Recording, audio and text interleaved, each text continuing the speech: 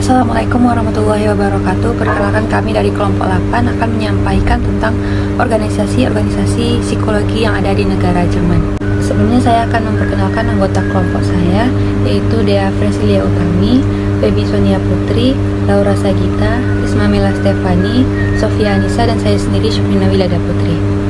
Berikut penjelasan mengenai organisasi-organisasi psikologi yang ada di negara Jerman. Materi yang pertama kita akan membahas tentang sebelum Perang Dunia Kedua di Jerman. Pada tahun 1879 adalah pertama kali didirikan laboratorium di Leipzig, yaitu di Jerman, oleh Wilhelm Wundt pada tahun 1832 sampai 1920. Didirikannya laboratorium tersebut dianggap sebagai awal dirinya ilmu psikologi sebagai ilmu yang mandiri. Awalnya, Wundt mendapatkan eksperimen di laboratorium ilmu Voll dengan menggunakan teori dan metode-metode ilmu Voll, atau khususnya ilmu mengenai neurologi.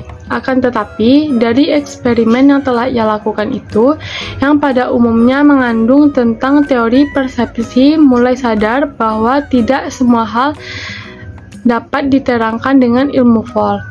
Gejala Unbewusstsein atau penyimpulan tak sadar, misalnya, yang membuktikan adanya pengaruh memori terhadap persepsi. Hal inilah yang mengukuhkan teori Wundt untuk mendirikan sebuah laboratorium khusus psikologi yang menggunakan teori dan metode yang khas. Terdapat pembahasan yang dibicarakan seputar psikologi pada masa lalu. Yang pertama, karakteristiknya adalah ilmu tentang karakter manusia.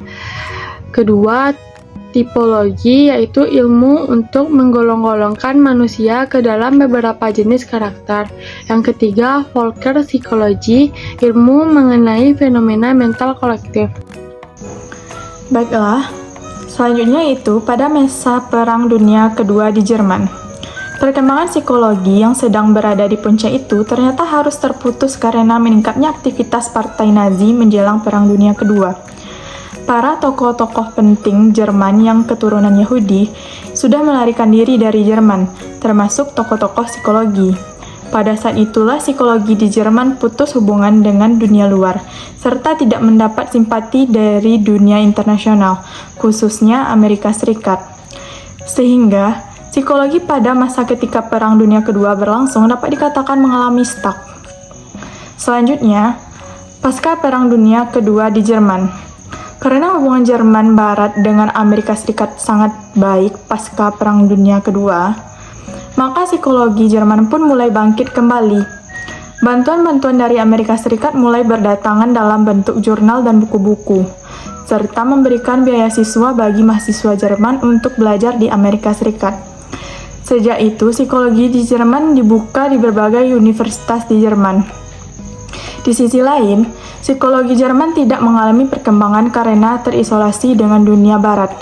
Penggunaan psikotes sama sekali dilarang oleh pemerintah Uni Soviet yang berpengaruh di Jerman Timur. Meskipun demikian, ada upaya untuk melibatkan psikologi di Jerman Timur ke dalam dunia psikologi internasional. Antara lain, penyelenggaraan Kongres IUCSI International Union of Psychologists Society di Leipzig, Jerman Timur, tahun 1980 dalam rangka memperingati 100 tahun laboratorium Wundt. Pasca Perang Dunia II di Jerman, setelah penyatuan kembali Jerman Barat dan Jerman Timur tahun 1990-an, psikologi di Jerman berkembang lebih pesat. Jerman terlibat kembali dalam pergaulan psikologi internasional. Meskipun demikian, aliran-aliran di Jerman pada dekade abad ke-20 diwarnai dengan kecenderungan yang ada di Amerika Serikat seperti positivisme, relativisme, pragmatisme, dan utilitarianisme. Yang selanjutnya itu German Association of Psychologists. Penghimpunan Psikologi Jerman adalah penghimpunan psikologi nasional Jerman untuk pendidikan dan penelitian psikologi.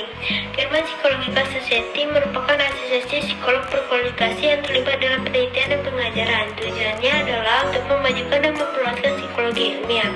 German Psychology Society merupakan asosiasi nirlaba eksklusif yang berfokus pada tugas-tugas berikut ini. Yang pertama, menyelenggarakan kongres psikologi yang umumnya diadakan setiap 2 tahun sekali. Yang kedua, mempromosikan komunikasi interdisiplin dalam seluruh bidang psikologi. Yang ketiga, mendorong program penelitian psikologis dan interdisipliner. Yang keempat, mempromosikan publikasi di lapangan. Yang kelima, melindungi dan meningkatkan status psikologi di perguruan tinggi, di lembaga penelitian dan lembaga ilmiah lainnya, di bidang pendidikan dan pekerjaan lainnya, serta di ruang publik. Yang keenam, mendukung generasi psikologi ilmiah masa depan. Ini termasuk mempromosikan kualifikasi ilmiah untuk pasca sarjana dan mendorong pertukaran ilmiah internasional. Yang ketujuh, berpartisipasi dalam regulasi prosedur pelatihan dan pengujian dalam psikologi. Yang kedelapan, bekerja sama dalam pendidikan lanjutnya psikolog lulusan, khususnya mengenai aspek ilmiah dan program tersebut. Yang kesembilan, penunjukan tenaga ahli sekaligus konsultan untuk penandaan penelitian dan lembaga lainnya.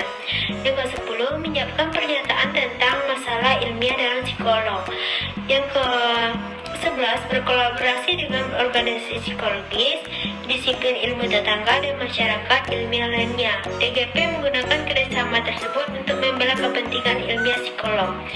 Yang ke-12, berpartisipasi dalam asosiasi dan organisasi ilmiah internasional. Dan yang terakhir yaitu menginformasikan masyarakat umum tentang keadaan seni dan tren dalam psikolog. Perbedaan kode etik BPD dengan kode etik Indonesia. Yang pertama, kode etik BPD membahas aturan etika bagi ilmuwan psikologi dengan lebih rinci secara terpisah dengan profesional psikolog. Yang kedua, kode etik BPD membahas ruang lingkup psikologi dengan lebih rinci dan terpisah pada bab yang berbeda. Yang ketiga, kode etik HIMSI membahas mengenai psikologi forensik pada salah satu babnya, namun dalam kode etik BPD tidak ada.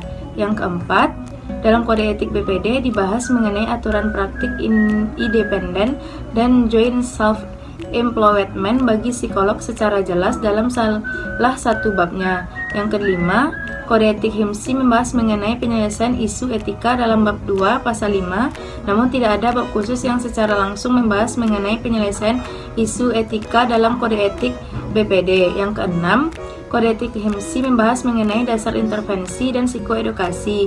Yang ketujuh, dalam kode etik HIMSI membahas isu etika secara lebih rinci dibanding yang terdapat dalam BPD. Yang kedelapan, dalam kode etik HIMSI yang terdapat pada bab 4 pasal 14 mengenai pelecehan seksual, kode etik HIMSI lebih ketat dan detail.